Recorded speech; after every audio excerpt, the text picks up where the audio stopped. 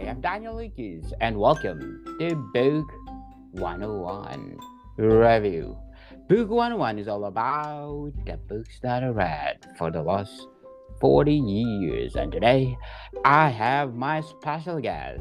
He is the author of several books, no other than Mr. Richard Ayre. Hello, Daniel. Welcome back, Mr. Richard. Thank you. Thanks for having me again.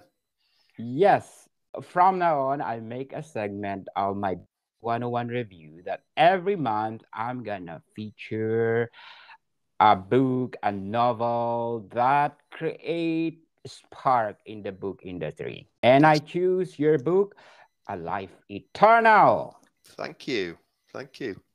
Yeah, we did already talk about it, Yeah. but because it's phenomenal, we want to talk about again. Okay. Thank you. How did you crafted A Life Eternal? A Life Eternal was it was an idea that came to me after I'd written the prophecy books, the horror books, and I'd written Point of Contact, and I wanted to write something, I don't know, a bit deeper, a bit more, not so much characterization, but a bit looking inside of someone, looking at their thought processes and why they do things. So that was there. And I'd previously written a short story, which was called Reflections in Silver and Gold. And that story was the first thing I'd ever written, which wasn't horror or sci-fi or anything like that. No fantasy element in it at all. And it was just the story about an old man, and he. I'll not tell you the story, but you can read it. It is in Yes. my it's in my short story anthology, Nightmares and Daydreams. If anybody wants to buy that, but that idea, I thought I wrote after I'd done it. I thought I'd written it quite well about this man and about age, because he's a very old man.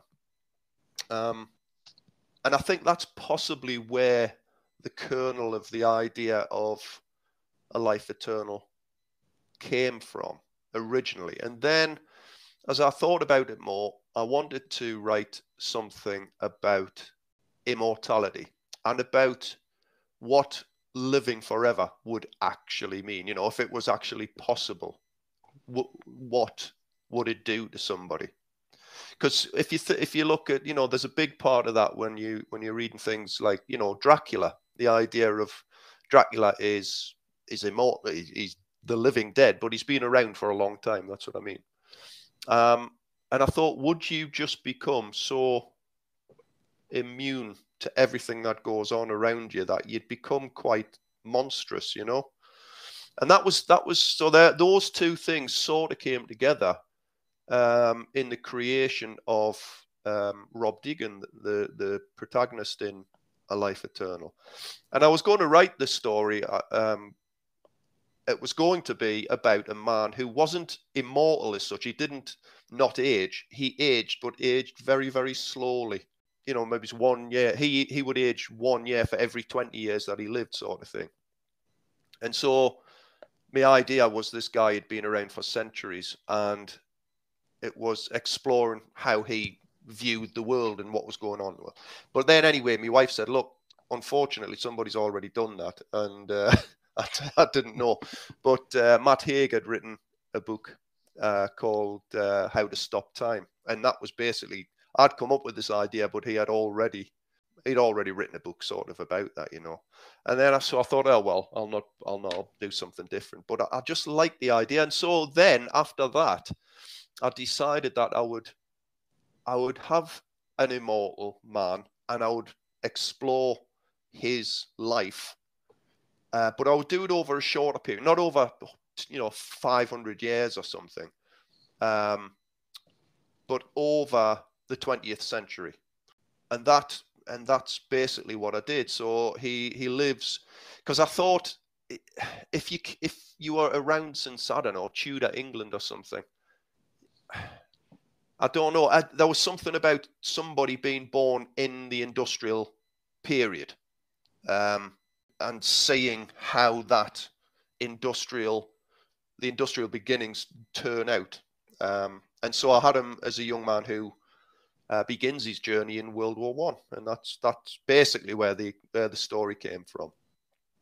Yes, and it was published by the Burning Chair Limited on June 14, 2020. How many revisions that you did for Life Eternal? Quite a few. I originally, there was the editing process was frustrating but worth it. And when you have got people saying, keep coming back to you and saying, no, I think this needs changed. Can you think about something else here? And it tends to drag a better story out, especially the sort of the conclusion to the book. I think it was Pete at Burning Chair had this idea, and he said, why don't you try this? And so I wrote something based around his observations, really, and it works much better. And people have actually said that they love the ending of the book. It's a satisfying ending, and that was his idea. My ending was okay. It was basically the same, but I think that this is better. I think the way I did it is better, and that the revisions was, originally it was called Passing It Along, and I didn't want to give that title up, but they persuaded us to do that, and again, that was the right decision, because I think the title was a little bit vague. It wasn't sort of, didn't really convey what the story is about, whereas A Life Eternal does. And so I would say probably at least 4, not major, but 4 sort of backwards and forwards between me and Pete and Si at Burning Chair before we were, all 3 of us, happy with what we'd come up with, Yes, definitely. So which chapters you have difficulty of writing with? You know what? It's strange. I didn't really have much difficulty writing any of this book because I'm essentially just talking about somebody's life. The book, so when you're writing, the book goes basically from 1916 up to 2022. And so I was writing, in the past, but also at that point in the future as well. And I sort of knew what I wanted to happen. I wanted him to be a witness to the sort of the major events of the 20th century, and that's another reason why I picked that, because the 20th century, was so tumultuous with the 2 world wars and everything that was going on, all the massive changes, technological and political changes that happened during that 100 years or so. But I didn't really, I really flew through this. I wrote the first draft. I wrote it in about, I think, less than 3 months. It just seemed to. It seemed to almost, you hear authors saying it wrote itself, and it nearly did. I just seemed to be. I knew what I wanted to do, and I just wrote it, and I used my my knowledge of the 20th century as a history teacher to flesh it out with some of the key events of that period, that century, and that was it, really. It didn't. I've had trouble with some books before, but this one, especially this one, just seemed to flow out of me very quickly, So you mean to say that you love all the chapter? You're fun writing all the chapter. I wouldn't say it was fun. I don't know if it is a fun thing to do, because it can be frustrating.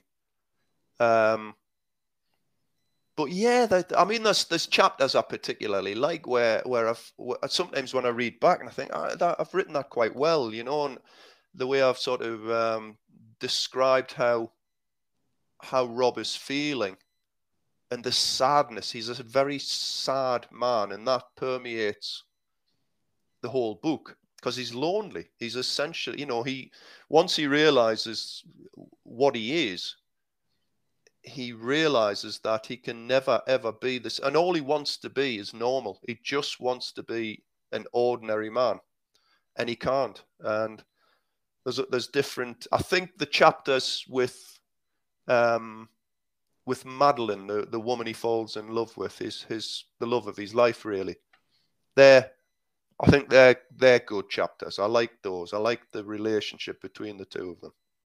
But I never really had any problems with all. It's a terrible thing to say when, you know, at the minute I'm really struggling to write, and I'm trying to think, how did I ever just write so much so quickly?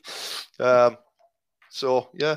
How many days you wrote this book? Like I say, I reckon I did it in. I think I was finished by about January 2020. So, and I think I didn't start until about October or November 2019. And like I say, so less than 100 days really to get I mean, that was the first draft, you know, but essentially the first draft was what you see in the book. There have been chunks of it changed, and the writing, the editing has been made better by Pete and Si at Burning Chair. But yeah, it didn't take long at all. It was a strange. It was strange. It was strange the way it just seemed to flow from me, because I haven't really experienced that. I did a little bit with Shadow of the Knife, the book that I wrote after that, but not to the same extent. Let's talk about the reviews of your readers. According to Miss Jim Bennett, excellent. Oh wow, Mr. Richard, what are the elements you put in the story that make the novel excellent? I don't know. I think it appeals to people. I think the idea, because it's written firsthand as well, it's almost like somebody's diary. You know, it's almost like Rob Deacon's diary. It's not written as a diary, but it's just him telling his story. And why I have gotten some nice reviews, and I think it just appeals to people. This idea, a slightly different look, certainly a slightly different look at immortality, because I think like most people would be thinking, oh, it'd be great to, you know, live forever, and you never have to worry about ill health, and you never have to worry about getting older and things like that, you know. But I wanted to look at the reality, and I wanted to look at what is life really all about, which sound like quite deep, you know, complex ideas, and it is, and you can never do it justice. It's almost like, you know, what is the meaning of life sort of thing. It can never be answered because it's different for everybody. But I wanted to show how, in a way, I think what I think why maybe people like it is it shows that you have to die. Yeah, it sounds macabre and dark, but it's actually not. It's what, you know, there's a line in the book near the end where Rob is thinking to himself, he's in a hospital, and he says, you know, death, the only true meaning of life. And that's he doesn't crave his death, but he wants to be normal enough to live a life, because he's got life. It's there forever for him, if you know, whereas other people don't, and he feels sort of jealous that his life is almost meaningless because it never ends. And he believes, I think he comes to believe, that you have to grasp life and get the best out of life, because it will end one day, you know. And it's the one thing, doesn't matter who you are, how much money you have, how powerful you are, we all have one thing in common, and that is we will die one day. And you know, and Rob knows this, and yet he can't have that. And in a strange way, I think he wants that. Not that he wants to die, but he just wants that normality. You know, and I think that's possibly why people have like it. I mean, people have said lovely things. that it's well written, and I think it is. Without trying to sound too sort of blowing my own trumpet type of thing. I think it is quite a well written book, and I think it's just a good story. I think it's a very engaging story. It's one of those ones that makes you want to keep reading it, I think. Indeed, Mr. Richard. So a life eternal is not expandable. No, no. I think I would be doing it an injustice if I tried to write something connected to. You could have spin-offs, I suppose, if you like.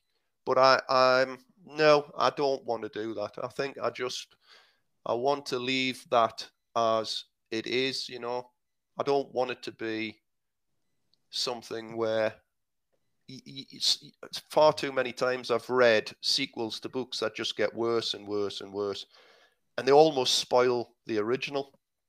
And so I tend to ignore them.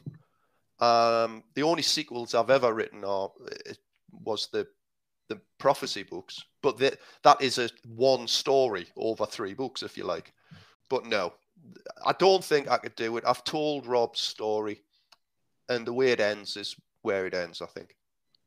So do you think in the future you can write a novel the same story? I mean, I could have different characters who have gone through the same thing, and that could happen. I just don't think I want to. I've this story wanted to be written, and I've often thought I've written other stuff before, and I've written stuff since, but I think if I want to be remembered for any one novel, I think this one would be it, and I don't want to revisit it like that. I think it's as close as I'm going to get to any perfection, if you like, of me writing. It can always, could always be made better. It could be edited again. You read things. Oh, I wish I hadn't said that. But as a sort of a finished product, I think it's as good as I'm ever going to be. I mean, I hope I can sort of replicate in the future again, but something. But no, I don't want to do anything more with this novel. I want this to be. It deserves its own space, and not having anything else connected to it. Yes. So do you think a life eternal will become timeless novel? I hope so. It would be lovely to think. I think all novels are really, aren't they? Though, as long as as long as there's a book lying around and somebody picks it up, the author can be long dead, but you can still have an impact on people's lives. And I think that's the wonderful thing about writing. It's certainly not the money, because I'm not making any from it, but that idea of one day in the future, maybe somebody picking up a copy of A Life Eternal and reading it and thinking, I enjoyed that. That's quite a nice thought. Yes. And according to Mr. Paul, he said, very moving book. That'd be awesome. I think it is a moving book, and I think that's what people like about it. I know a couple of people told me they cried at the end, and I think if you can have that effect, then you've done something. If you're writing, if your writing is making people cry, but I think they're crying for the right reasons, because it is a bittersweet ending, and that's what, and I think it ties up the entire story nicely. So, Definitely. Yeah. So do you think a life eternal is good for a series or a movie? I would love for it to be a series or a movie. I would absolutely, if they did it justice, if they didn't try and change too much, because it is essentially, you and I have talked about Britishness before in books. We've talked about it when we've talked about James Herbert, and people have said that about my books. I would hate it, and you know what? I don't even know if I would. I don't know how much choice I would have, but I would hate it for somebody to turn it into an American person. Not that there's anything wrong with American people. It's just that this is he's essentially a British man. Although saying that, you know, Yes. would it make a lot of difference? Because he spends a lot of his time abroad. You know, the story goes, he goes to America, he goes to, he lives in the sort of capitals of Europe. You know, he lives in France, he lives in Germany. There's parts where he's living in Greece and Turkey. So yeah, I would want, if they ever did make something, I just want them to be sympathetic to the story, because it's not just a story about somebody who lives forever. That's what he is, but the real story is how it affects him. And I would want, if anybody ever did that, you know, which they won't, but if anybody ever did, I would want that aspect to be central to it. Yeah. How about they offer you they will change the title, but the story will intact. If they wanted to change the title, I wouldn't be so bothered. I would rather they kept the title, because that's sort of it's just, it's in a very selfish way that's associated with me. But you know, you've got to weigh up the pros and cons, haven't you? You know, how much are you going to pay us? How much are you going to pay us? Because you're going to have to pay us a lot if you're going to mess about with my story. But you know, as I said, if I had any say, and I don't think authors ever do really, unless you're sort of Stephen King or something, you know. Yes. But I think most authors would jump at the chance, wouldn't they? Certainly, people like me, I would jump at the chance, but I would hate somebody to butcher it. You know, Yes. I would be really disappointed. So I think if I had any say and I thought they were doing that, I think I would say you're not doing it. And it's a terrible thing. You know, they might be saying, oh, well, I'm going to give you, you know, I don't know. I don't know how much money people get for, you know, but even if they say I'm going to get you £100,000, but not if you're going to destroy my story. No, No way. I love it that much. No, I love it that much that I think I would hold out for more, you know, Yes. for somebody to do it. I would want someone to love the book and to want to really make that story. That's what I would love. But of course, I mean, God, if somebody wanted to make a movie or a series of any of my books, it would be fantastic, wouldn't it? But there you go. Yes, definitely. So do you think a life eternal is your legacy? I think it is. I think it is. I mean, I'm hoping to write more. As I said, I'm finding it very, very difficult to write at the moment. I've got plenty of ideas, and I've got actually 3 manuscripts on the go at the same time now. Wow. You know, but I'm very good at starting things, but at the moment I'm not very good at it's Finish. seeing it through to the end. Yeah, I'll be honest. I've become very disheartened with writing recently. I just feel I'm not getting anywhere with it, and I know there are hundreds and thousands of other authors feel exactly the same, because I talk to people on you know, online and things.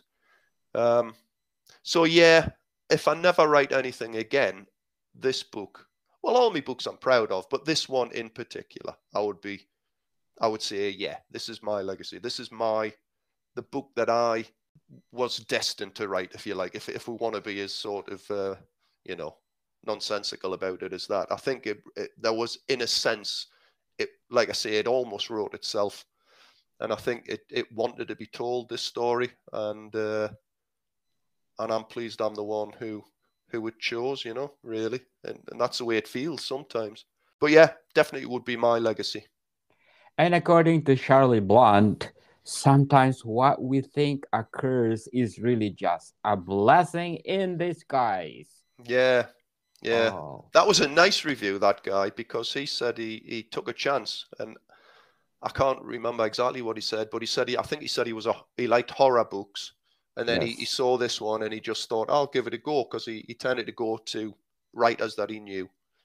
And because he gave it a go, and he enjoyed that, and he wrote a very nice review. And that's the sort of thing I was talking about before. This, you know, if you can have an impact on somebody's life, even if it's just for a week or so as they're reading a book, then I think that's quite a wonderful thing, isn't it? That's a nice thing. If it's a pleasant influence, as long as it's not an unpleasant influence. Yes. But yeah, no, that was a nice review. I was happy with that one. Yes, because A Life Eternal is phenomenal. So before we go, Mr. Richard, I want to shout out to the people listening in the United States, especially in the state of Georgia. Of course, in Atlanta, I have 60% audience share.